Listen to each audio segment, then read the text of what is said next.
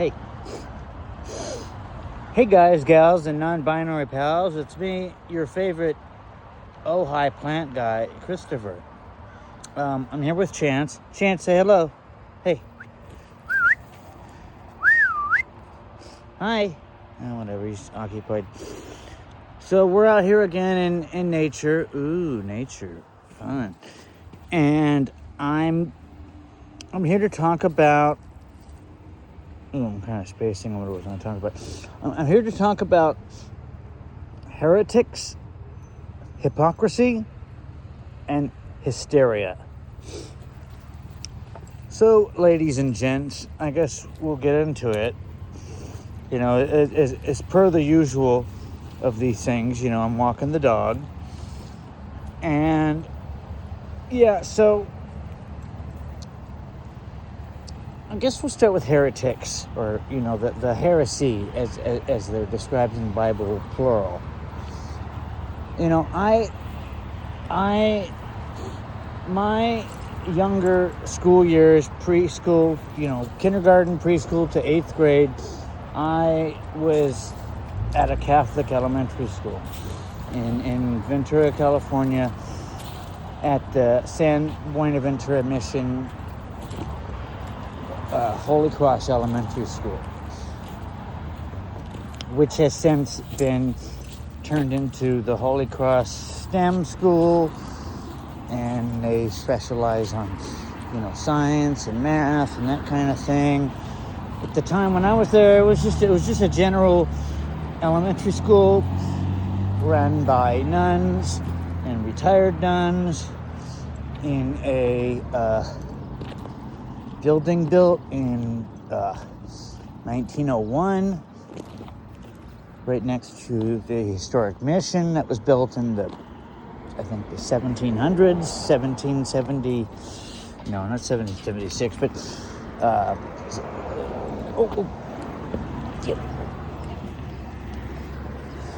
or 16, I don't know. You can look it up. You can Google San Buenaventura Mission, and you'll find. I should know, but you know, kiss my ass. So when I was in school, we learned about the heresies. What they was Pharisees is how we would pronounce it, but it's heresies, like a heretic. And these were fake religious people. These were, you know, the supposed thinkers and movers and shakers of the day that were not actually practicing what they preach, right? So, you know, they had a big influence, and this is like, you know, Jesus time, you know, that kind of era, and they're the ones who got Jesus crucified. Like they could not stand to have someone else come in and say, no, this is how we're doing things, you know, this is the right way of doing it. And they're like, no, we think this is the right way of doing it, and you can go fuck yourself. So, you know, fast forward to today, right? You have this political ideology that mind you, did you notice my haircut? I got a haircut. Ooh, pretty. You know, shaved. Brushed my teeth. I don't know. People always keep commenting on Facebook about my appearance. And I'm like, dude, I do landscaping. I don't really give a shit. Plus, I'm balding. Like, I don't, you know, I'm single. You know, again, kiss my Pete's. You know, like, Chance, come on. There he is. So we fast forward to today, right? In our political life, And we have they have this oddity of hypocrisy coming around, where you have these people, I'm pro-life. I support the life of every child. Which, I mean, who's anti-life? Like, who's anti-family? Like, who's anti-child? Like, no one is anti these things. So to come out and say I'm pro these things, like, it puts up a red flag, right? It's like, dude, if you have to say you're something, I think that's probably an issue. Like, if I have to always say, hey, I'm straight. I'm so straight. I'm the straightest straight you'd ever see straightening. Like, yeah, probably not straight, right? Or, oh, I'm honest. I never lie. I never, or whatever your flavor may be. And I swear these things will all come together. I swear. Just follow me here. So we come to now the modern day, and you have these hypocritical people. Like, excuse me for my nose. It's a little overcast today and chilly here in California, which is uncommon for. Well, actually, no, it's May. Don't want April. But we get the May gray, and we get the June gloom. So he was trying to pull me into. He likes to just trounce around in the water there, and there's this little river that runs along here to the over there to the Mirror Lake, quote unquote Mirror Lake. It's not really a lake anymore. It's more of a drainage ditch, but eventually where this little tributary, little stream here leads is to this treatment plant, and I don't know where it comes from there, but it's just fresh water. Like, it's not not a treatment plant, a pump plant. It's a pumping plant that pumps potable water into the infrastructure, into the surrounding neighborhoods. So, but yeah, he likes to run around in there and get all muddy and shit. He loves water. Chance loves, well, that's common of Labradors, because they have that webbed foot. I don't know if you're aware of that. Labradors have a webbed foot because, it's a water, quote unquote, water dog. Like the Portuguese water dog or other types of dogs like that, like pit bulls don't have a webbed foot. But Labradors do, apparently. I don't know about Huskies, because he's half. That's what he is. He's half Husky, half Labrador. So his tail's not. Chance, what's up with your tail? Where's your tail?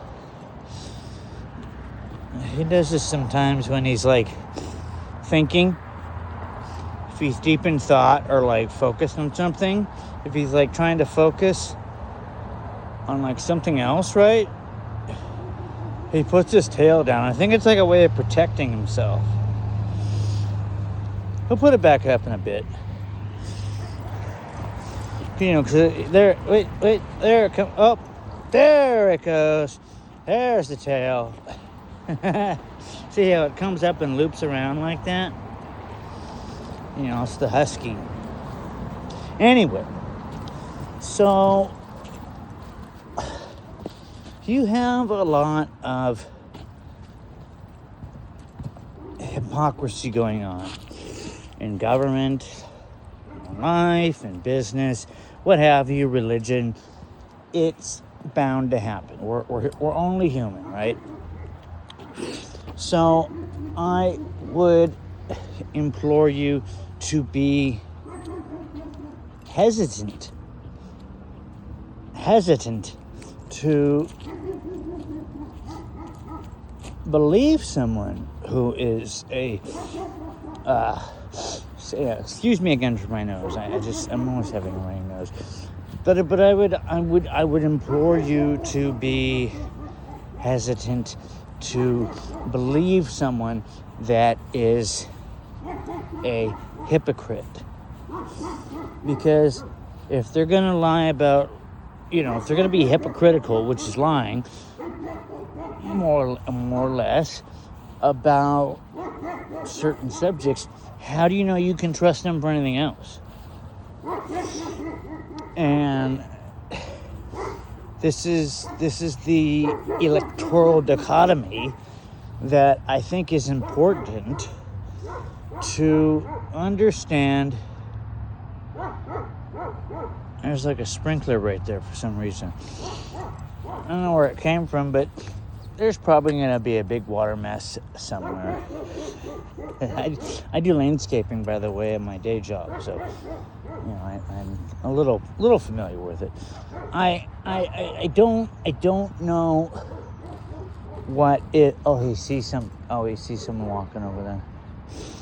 I don't know what the best outcome is for these, the best outcome is like to address all these things, because I haven't even touched on the third one, the hysteria. And the hysteria is a result of the chance. Stop it. What are you doing? What? You want to go right there? God damn it, dude. Sometimes he gets a sense. So anyway, the hysteria is a symptom of the hypocrisy and the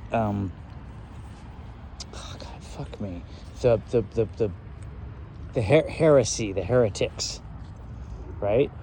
Like these two entities, lay the groundwork for then what can be then turned into, hysteria. People become hysterical over things that aren't real. No one is sending a child to school and they come back with their wiener whacked off. No one is sending their child to school and they're allowed to dress up as a furry and shit in a litter box. No one is sending their child to school and they're forced to shit in a litter box and cover it with their hands like a cat or a dog. These things aren't happening. They're not real. It's not in reality. Nowhere is it happening. Everyone, look, I have a phone in my hand right now. I can film both myself and my dog. You think if someone somewhere was shitting in a litter box in a school, you don't think there isn't anyone who could whip out this phone that I have in my hand and dual capture the incident? It's bullshit. Dude, it's bullshit. These things aren't happening. You know what is happening? Rioters entered the Capitol on January 6th and shit on the desk of the Speaker of the House, broke windows in the Capitol building. They had inside information to know where those windows are, because not all windows are breakable in the Capitol. The majority of the windows are able to withstand bullets at least. So you there are certain windows that they didn't change that one or whatever, and they knew the weaknesses. So you can't. Excuse me.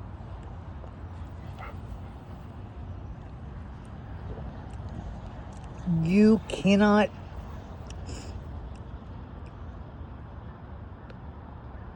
I mean, it's disgusting. It is disgusting that people that, and I know I'm going on a tangent here, but people that defile public buildings, public property, people that murdered public service officers and injured others, people that disrespected norms, among many, many, many other things, are somehow worthy of a presidential pardon and payout from the government? Well, wait a minute. What about me? Why don't I get a payout from the government? What I didn't fuck anything up. I didn't do anything wrong. Like, shouldn't I get more of a payout for not being more of a nuisance? Like, what? I mean, tell me I'm wrong here. Like, I just don't get it. I don't. Yeah, I know, my nose. You're just gonna have to deal with it, because I deal with it all the time. Like, it's always running. No, stop, drop it. No, drop it. I was trying to pick up trash and shit. So anyway, we have this issue that's been boiling and steeping and churning and multiplying for centuries, for millennia, for decades, and it's finally come to roost. You know, it kind of popped up a little bit with the Tea Party. Remember the Tea Party? All the idiots with the tea bags on their faces. There's this one picture of a lady with like a big sun hat, and she has all these tea bags, and they're slapping her in the face. It's like, dude, lady, has none of your grandchildren explained to you what a tea bag is? So you have these kind of ignorant, and I don't use the word ignorant lightly, because ignorance in this case should be considered a compliment, because the kinds of words I personally would use to describe these people are not ignorant, but I'm being respectful. I'm giving them the benefit of the doubt, right? Everyone deserves that. You deserve that in court. You deserve that. Well, I don't know if you deserve that in court, but the benefit of the doubt is a privilege that I like with other privileges are earned. Like respect. Respect is a privilege that's earned, not entitled, not given. You don't get to be respected. You earn to be respected. At least that's what my grandfather taught me.